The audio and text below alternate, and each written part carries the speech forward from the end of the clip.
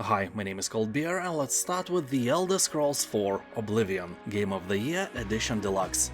If somehow you never play the game, I can surely say that this is a mistake you have to fix today. Yeah, even after all these years, Oblivion is among the best open-world RPG games ever created. If you're waiting for fan-made Skyblivion to finally play it, or for the rumored Bethesda version with way better graphics, just don't. Skyblivion runs on an 8-year-old engine, and Bethesda's version is not even officially confirmed. When it arrives, you can just replay it again. So instead, just download a bunch of graphic mods and enjoy the game today. What you are seeing right now is a modded Oblivion, and you can make it look the same just with a few hours of research. That is nothing, that is like a project you will be proud of in the end. I remember when in 2009 my personal computer was too weak to run Oblivion and I had no job, so I went dumpster diving. Yeah, I am from a poor family, so I collected glass bottles I could sell and metal I could sell to the scrapyard. This way, in a week I collected enough money to buy a powerful graphics card and enjoy the game like never before. It was absolutely worth it. This is still one of the best games I have ever played.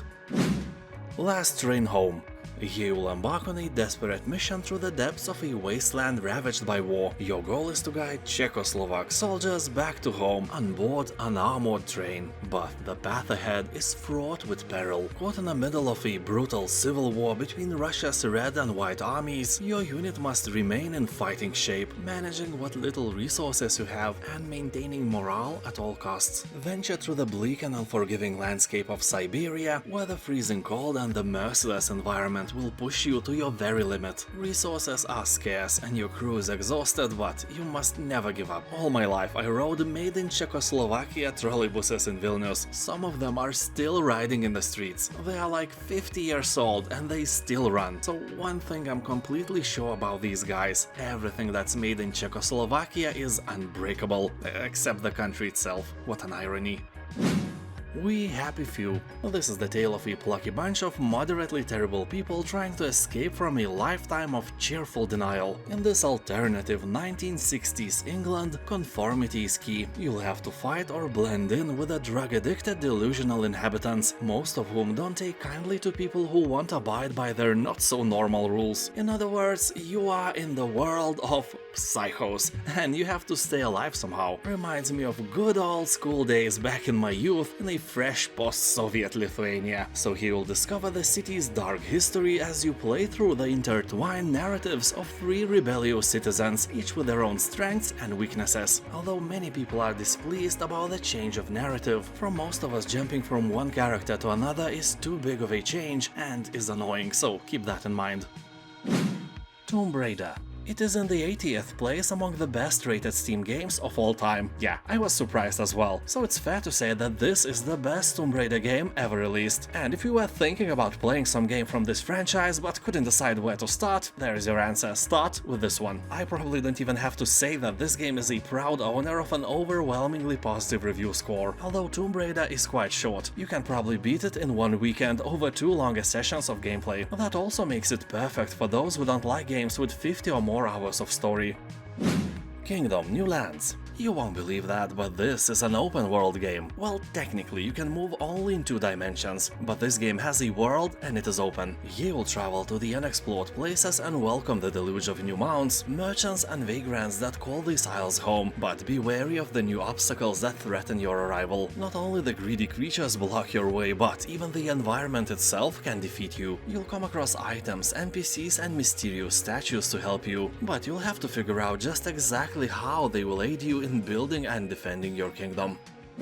Pentiment. This game looks kinda dumb, but it's made by Obsidian Entertainment. Yeah, the same guys behind Pillars of Eternity, Fallout New Vegas, The Outer Worlds and many others. What are the others? Oh, shut up! This is a narrative-driven historical game focusing on character development, with heavily stylized art and choice-driven storytelling in early 16th century Bavaria. You will play as Andreas Moller, a clever illustrator caught up in a series of murders in a secluded abbey over the course of 25 years. You will be responsible for conducting your own investigation to decide the fate of the community, but each decision will have lasting consequences and draws you closer to the center of underlying conspiracy. People on Steam are saying that the writing is top quality, art style is amazing and animations are great. And yeah, the game has an overwhelmingly positive review score as well.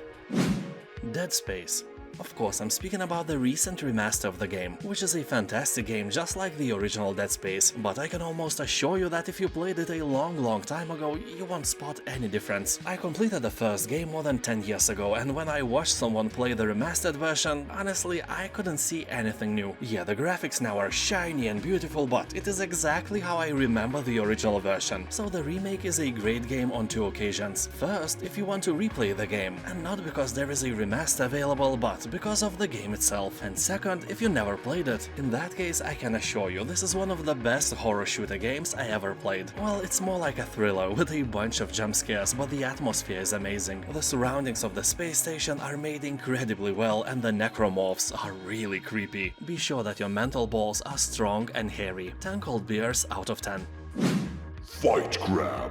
Mortal Kombat is for the weak. If you want to become a really strong and respectful warrior, there is another way better game for that. You may think that I am joking, but Fight grab. it has 93% of positive reviews, so it's officially better than most fighting games ever released. You will take control of a simulated, physics-powered grab and fight various opponents with one basic rule: flip your enemy over to win. Take advantage of a wide range of equipment to beat your opponent down. Claws, swords, guns, armor, jet engines and more. Maybe a dildo, I don't know. And you have to stop your opponent's blade with your pincers, run along walls and generally go full-on crab with all the fighting techniques at your disposal. This game is just like you always wanted fight games to be, but probably never realized. Fight grab. We'll end that ravenous fighting game hunger you were feeling for years. Or maybe not, I don't know, maybe you are just a monkey on a branch in the zoo and you just like how my channel sounds.